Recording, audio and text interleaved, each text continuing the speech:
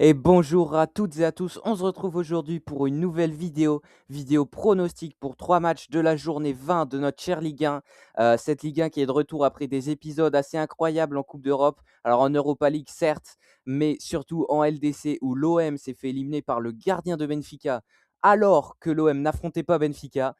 Cette phrase n'a aucun sens, mais bon, force aux Marseillais, hein. Je suis Nantais, mais je peux pas m'empêcher d'avoir un petit peu de peine pour les Marseillais quand même. J'aurais bien aimé au moins les voir en play-off, voir ce que ça donne.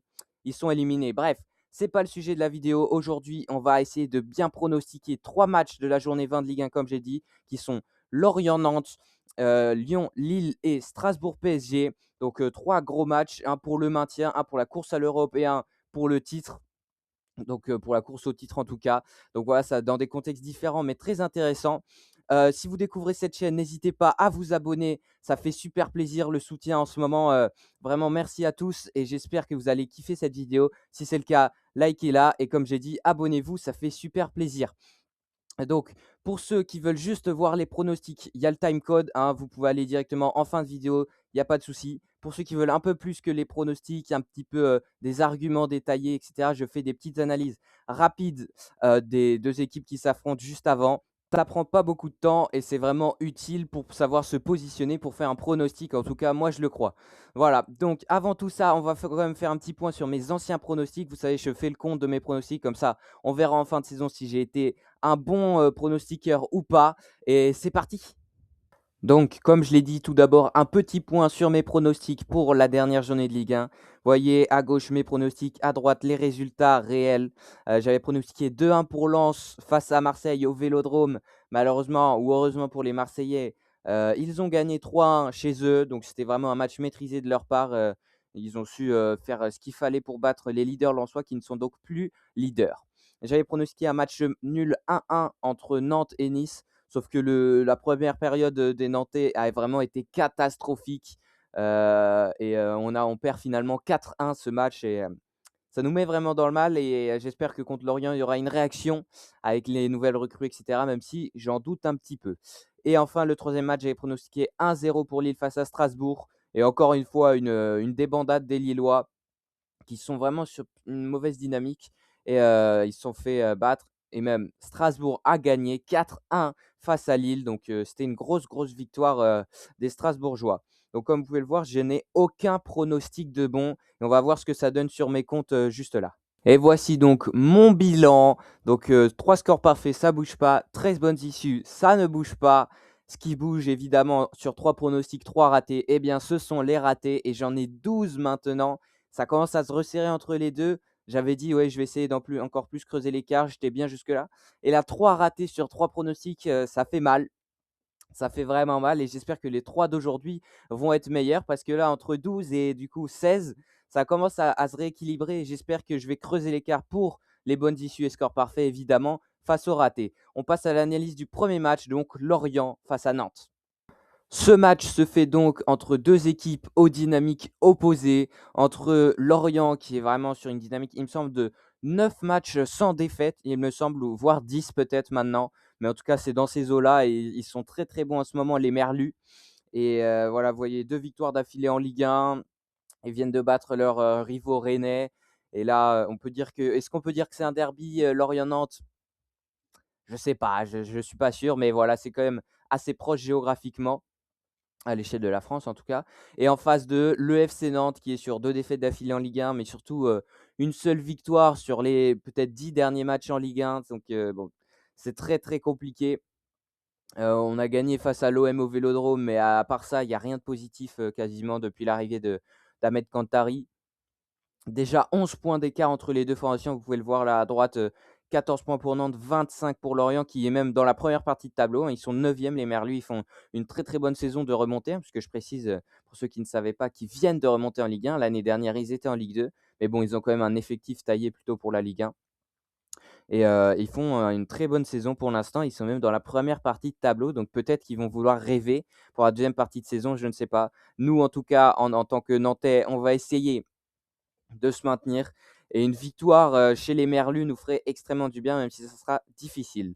Du côté pardon, du 11 probable par, SofaScore, voilà côté, l'orienté, c'est du classique. Voilà, avec, Pagis, Dieng, Laurent Abergel et Avom qui sont au milieu, une paire, très, très, solide. Lebris, Kouassi sur les côtés, c'est très, très bon.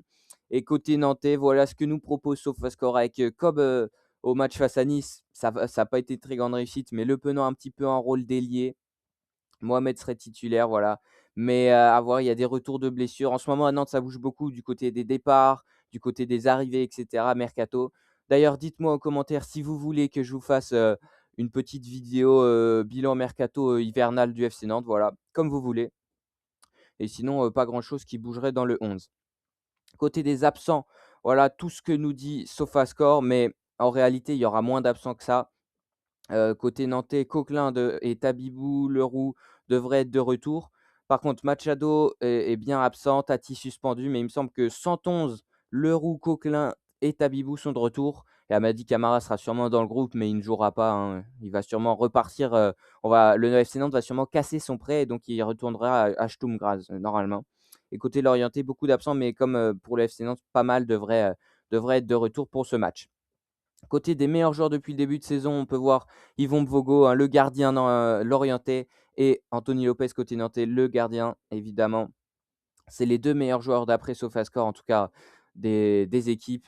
Arthur, Avom qui est très, très fort, et franchement, il part pas cet hiver, mais croyez-moi bien que cet été, il va partir, mais dans un bon club et pour un petit billet. Lorient va bien se faire du bénéfice là-dessus.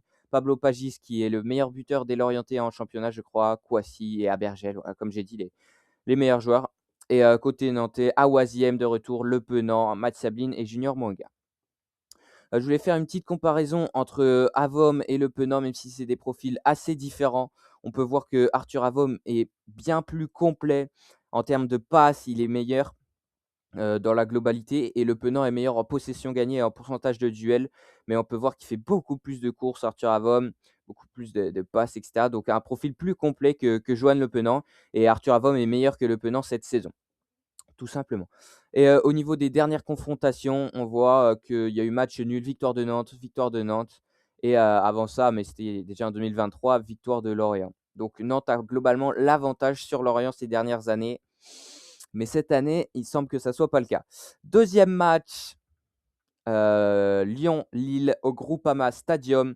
On peut voir des dynamiques, très différentes encore une fois entre Lyon qui est sur 4 victoires d'affilée en Ligue 1 et Lille qui est sur 3 défaites d'affilée dans cette même compétition. Et pourtant, Lille avait bien mieux commencé sa saison que Lyon, et ce qui fait que Lyon n'a que 4 points d'avance finalement sur les Lillois. En cas de victoire de Lille, il reviendrait à seulement 3 points, à seulement 1 point pardon des Lyonnais. Mais en cas de victoire lyonnaise au Groupama Stadium, ça ferait un écart de 7 points entre les 2 formations, et les espoirs de LDC pour les Lillois seraient carrément, réduits à néant.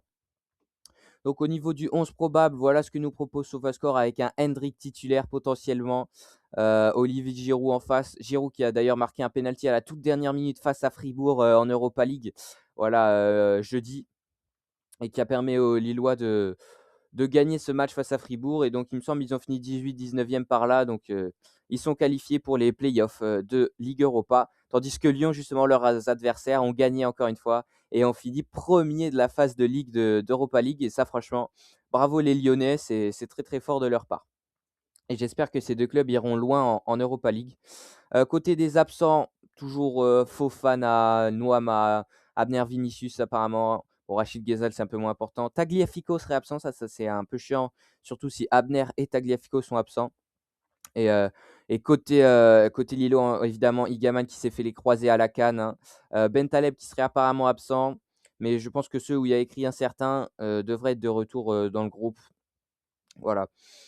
Et côté des meilleurs joueurs, on voit Tyler Morton côté lyonnais, Niakhaté, Schulz, Fofana, Mata, voilà, c'est, les meilleurs joueurs, même si Fofana n'a pas joué beaucoup de matchs. Et côté lillois, Berkehauser 7,33, même si dernièrement, je le trouve un peu moins bon personnellement.